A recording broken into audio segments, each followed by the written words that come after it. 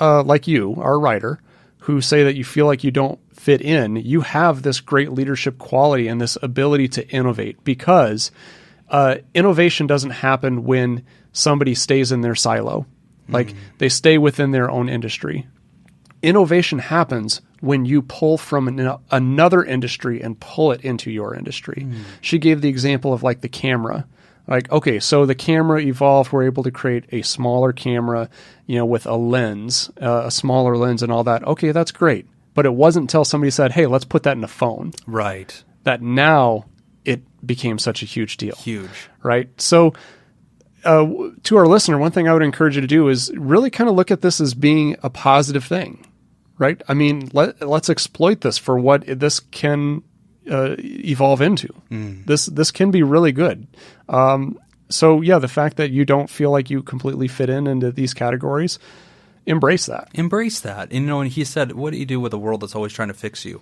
I say find your tribe, and I say find role models too. I know that's really important for folks, especially for teenagers that we've worked with that might identify as homosexual or transgender. It's very important for them to find a role model, an adult out there who's showcasing how they live authentically and in congruence with who they really are, unashamed, and how there is a place in culture for you to exist. So I think it's important for this writer to find that tribe and learn to identify with them a little bit and surround yourself with your people. What Nick said earlier about that fourth square of belonging as part of our human need, I think that's really true.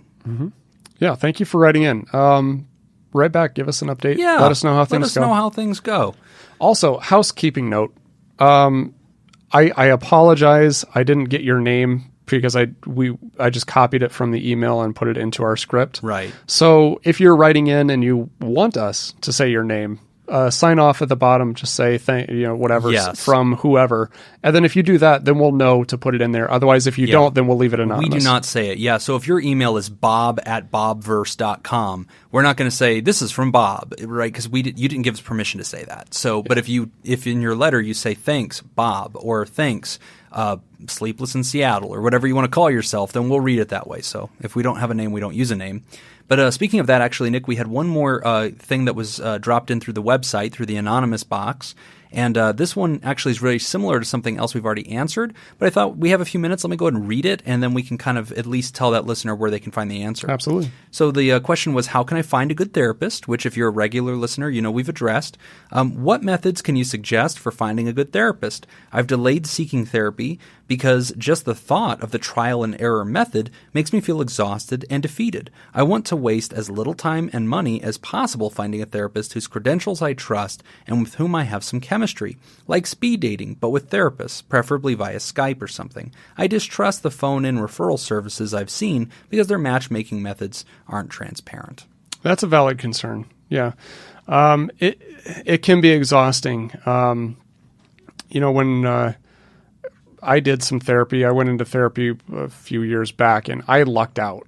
Like I found somebody, I read their bio. It seemed to be what I was interested in. It seemed to match what I was looking for. And went to that therapy session and it was perfect. And we just hit it off. It went really well. But I know a lot of people who don't have that experience.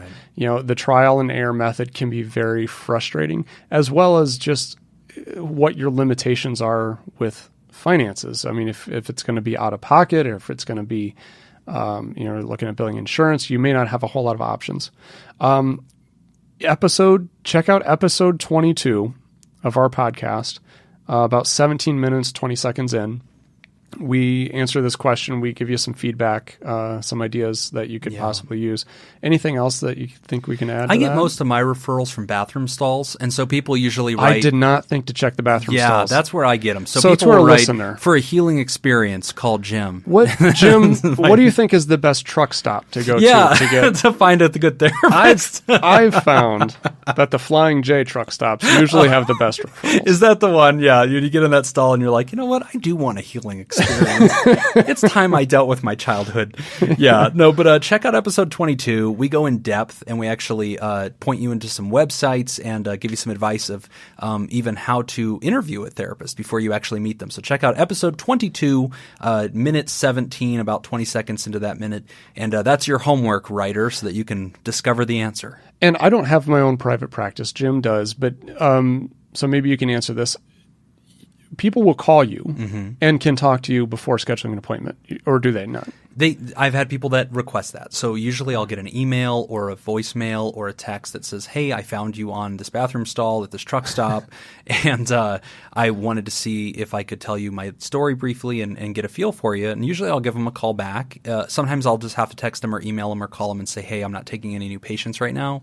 And they'll usually refer them based on what they've told me, like, hey, it's an alcohol problem. And I'll say, oh, you should call this person or whatever. So, but yeah, it's a very organic process. Therapists almost always have a office phone number that they're using. You can leave a message.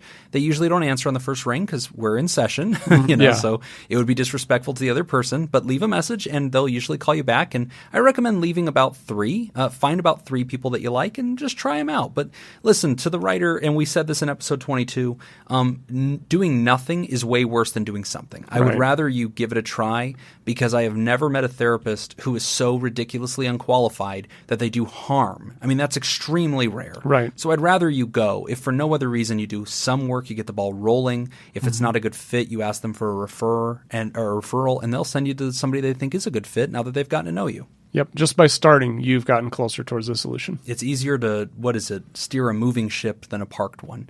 So just get moving, and you'll be surprised at the progress you start making. Even if you have to change direction 180 degrees, at least you're moving. Good advice. All right, that's all the time that we've got for this week's session. Thank you to those who contributed to our show today. We really appreciate it. Remember, pod therapy isn't something you should keep all to yourself. Help us reach others by sharing this episode. You can find us at facebook.com/podtherapy or on Twitter @PodTherapyGuys. Do you want to add your own advice to today's questions? Post your thoughts at podtherapy.net and join the conversation. I'm Nick Tangeman. I'm Senor Trump. Thanks, and we'll see you for appointments next week.